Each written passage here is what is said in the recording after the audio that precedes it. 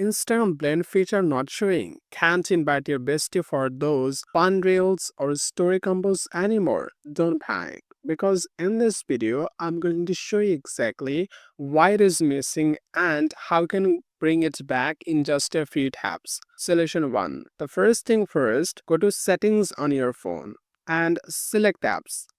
After that, click on all apps. Scroll down and look for Instagram. Click on it. Tap on storage and cache. After that, tap on clear cache. Now open Play Store and search for Instagram.